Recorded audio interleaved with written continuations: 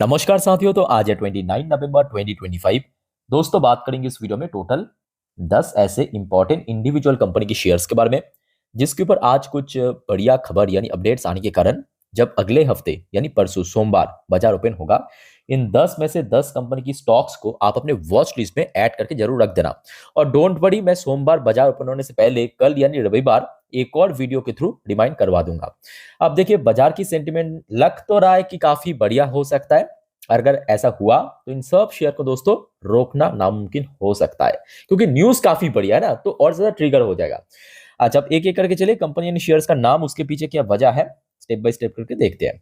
देखिए, सबसे पहले कंपनी का नाम है वरे एनर्जी लिमिटेड। वरे एनर्जी की शेयर लास्ट डे क्लोजिंग दिया था 3185 रुपए 90 पैसे पे, लगभग 0.97% गिरावट के साथ, और मोस्टली टाइम शेयर वीक था, मतलब नेगेटिव में था।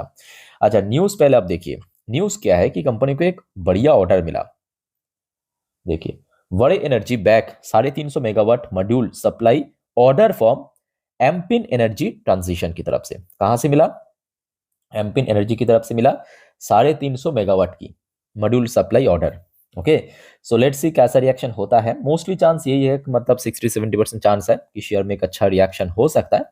बाकी देखा जाएगा जो भी होगा। और बाकी अगर हम बात करें कंपनी की पॉइंट ऑफ व्यू से, तो नॉट और अच्छी कंपनी है। चाहे लास्ट क्वार्टर कंपनी की मार्जिन भी हमने देखा काफी एक्सपैंड किया। कंपनी की रेवेन्यू के अंदर भी एक बहुत अच्छा ग्रोथ रखा 69% की पर। अब मार्जिन बढ़ने के कारण कंपनी की जो प्रॉफिट है वो भी बहुत बढ़ चुका है, ट्रिपल डिजिट में 132% ग्रो किया। अर्निंग पर शेयर वो भी 113% ग्रो किया। तो ओवरऑल बात करें, अच्छी कंपनी। रिसेंटली ये भी फैक्ट है कि शेयर अपना लाइफ टाइम हाई को टच किया था, बहुत पुराने बात नहीं है, लगभग सितंबर के आसपास। उसके बाद देखिए शेयर में थोड़ा सा प्रॉफिट बुकिंग चला, फिर शेयर ऊपर बढ़ने की कोशिश, लगभग 3600 तक पहुंच गया था शेयर। उसके बाद फिर से करेक्शन चल रहा है।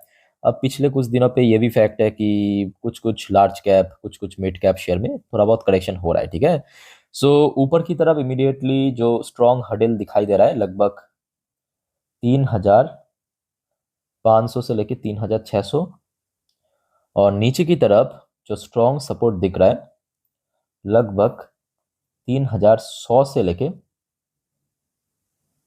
3000 के लेवल। So clear. चलो इसको दोस्तों मंडे के लिए रडार में ऐड करके रखना। उसके बाद आ जाइए एक छोटे से कंपनी है, Muthoot micro finance limited. 3000 crore की कंपनी, और बहुत पुराने लिस्टेड तो नहीं है, बट अगर आप देखेंगे पिछले, मतलब जब लिस्ट हुआ था तब तो शेयर 250 में पहुंच गया, 2023 की बात है।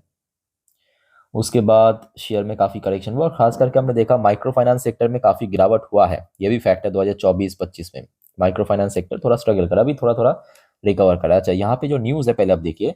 Muthoot micro finance to raise rupees 450 crore. तो कंपनी यहाँ पे 450 करोड़ की फंड रेस करेगा इन high yield bond over 2 months, 2 महीने के लिए। ठीक है, सो फंड रेस करेगा, कंपनी के हाथ में पैसा आएगा।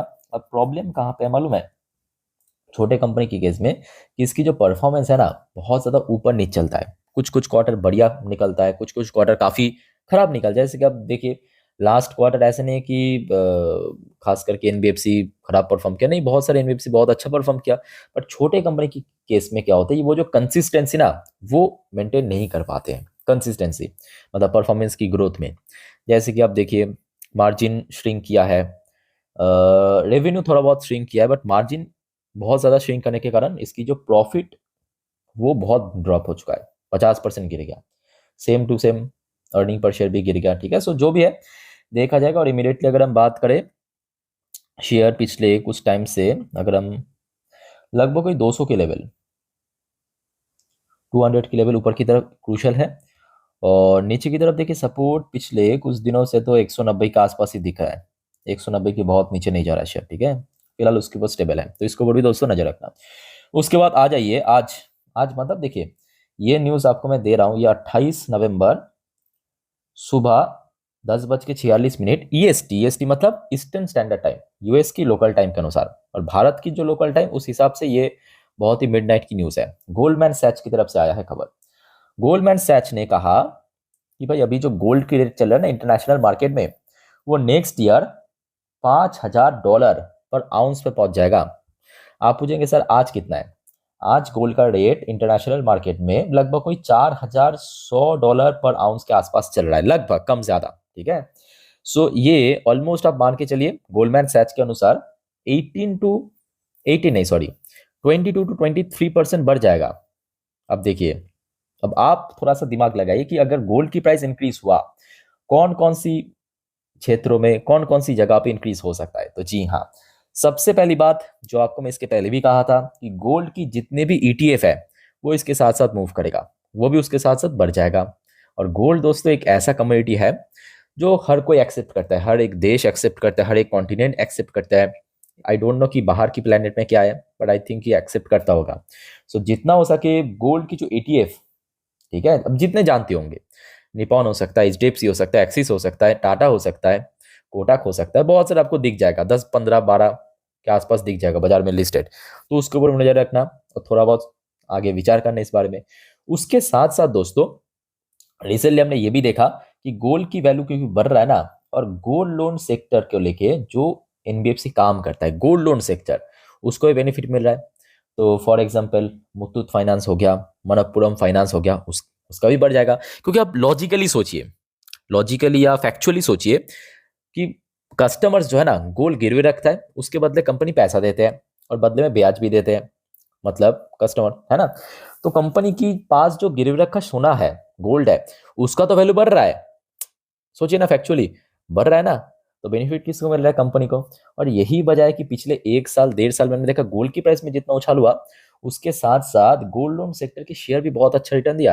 आप मुथूट फाइनेंस को देखिए, मनप्पुरम फाइनेंस को देखिए, सेम स्टोरी आपको दिख जाएगा हूबहू। ठीक है, तो इन सब क्षेत्रों में आई थिंक कि अगर सब कुछ सही निकला, आगे भी अच्छा मूवमेंट हो सकता है। ओके, चलो दोस्तों आगे अपडेट। पर उसके पहले आप सभी को रिक्वेस्ट करूंगा, अगर आपको वीडियो अभी तक अच्छा लगा, इन्फॉर्मेटिव लगा, प्लीज वीडियो को लाइक करना और प्लीज चैनल को सब्सक्राइब करके रखना ऐसे इन्फॉर्मेटिव वीडियो हर रोज हर वक्त पाने के लिए।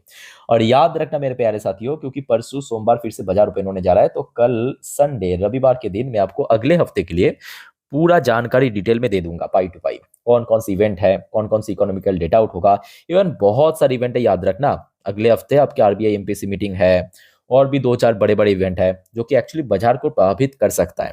ठीक है, तो कल इस सब टॉपिक के ऊपर वीडियो आएगा, कौन कौन से शेयर इंपॉर्टेंट है, तो एक भी अपडेट मिस मत करना। और दोस्तों आप अगर चैनल पे नहीं हो तो प्लीज फटाफट अभी सब्सक्राइब कर लीजिए, बाद में लोग भूल जाते हैं वीडियो देखने के बाद। ठीक है, अच्छा, नेक्स्ट शेयर है आपके हिंदुस्तान यूनिलीवर लिमिटेड, जो कि एक निफ्टी 50 की शेयर है। आपको पता होगा रिसेंटली कंपनी अनाउंसमेंट किया था डी मर्जर का। डी मर्जर मतलब कंपनी की जो आइसक्रीम की बिजनेस है, क्वालिटी वाल्स, आई थिंक आपने सुना होगा या इसका जो प्रोडक्ट है यूज किया होगा, मतलब खाया होगा। तो आइसक्रीम क्वालिटी वाल्स जो है ना, उसको डीमर्जर किया जाएगा, बाजार में लिस्ट किया जाएगा। और ये कब होगा? 5 दिसंबर। कंपनी ये डिक्लेयर कर दिया, Kwality Wall's to be added to Nifty 50। आप पूछेंगे सीधा सीधा निफ्टी 50 क्यों? क्योंकि आज हिंदुस्तान यूनिलीवर निफ्टी 50 की शेयर है ना, निफ्टी 50 की पार्ट है। जब ये डीमर्ज हो जाएगा, सबसे पहले कहाँ पे लिस्ट होगा? एकदम तो इंडेक्स से बाहर तो नहीं हो सकता, सबसे पहले निफ्टी 50 में लिस्ट होगा, उसके बाद इसको सेपरेट किया जाएगा, निफ्टी 50 से हटाया जाएगा। ठीक है, सो 5 दिसंबर क्वालिटी वाल की शेयर जो है ये निफ्टी 50 में, मतलब बाजार में भी लिस्ट होगा, इवन निफ्टी 50 में भी आपको देखने को मिल सकता है। ठीक है, तो ऑब्वियसली बात है कि डीमर्जर होगा तो वैल्यू अनलॉक हो सकता है। तो हिंदुस्तान यूनिलीवर की शेयर भी अगले हफ्ते के लिए बहुत ज्यादा वाइटल है। अब चलिए अब बात करेंगे एक डोमेस्टिक ब्रोकरेज फर्म जिसका नाम है मोतीलाल ओसवाल। तो मोतीलाल ओसवाल ने कुछ शेयर को बाई करने की रेटिंग के साथ साथ लगभग 26% अपसाइड टारगेट भी दिया। आइए लिस्ट देखता हूं। अब देखिए, मैं बार बार आपको जो कहता हूं कि देखिए यहाँ पे मोतीलाल ओसवाल चाहे कितने भी बड़े छोटे इंटरनेशनल ब्रोकरेज फर्म कोई भी शेयर को कवर करे या रेटिंग करे, अब अपग्रेड डिग्रेड करे, उस हिसाब से विचार मत करना। नॉर्मली आप इंफॉर्मेशन लीजिए, इंफॉर्मेशन लेने में कोई बुराई नहीं है, आप खुद स्टडी कीजिए, उसके बाद विचार करना, डिसीजन लेना। ठीक है, अच्छा, तो सबसे पहला कंपनी जो मोतीलाल ओसवाल ने पिक किया, कोफॉर्ज को, एक आईटी कंपनी है विद बाई रेटिंग 2400 की, टारगेट लास्ट डे क्लोजिंग के अनुसार 26% अपसाइड पोटेंशियल नेक्स्ट 12 महीने के अंदर दिया है। टाटा स्टील में भी आप देखिए 210 की target with by rating, by call, और नेक्स्ट 1 साल के लिए 25% अपसाइड टारगेट दिया है। मैक्स फाइनेंशियल सर्विस, इसमें 2100 की टारगेट दिया है विथ बाई रेटिंग, लगभग 1 साल की पीरियड में 21% अपसाइड पोटेंशियल। अच्छा, नेक्स्ट देखिए टीवीएस मोटर, बहुत ही अंडररेटेड बट बहुत ही दमदार कंपनी है, जस्ट लाइक अशोक लेलैंड।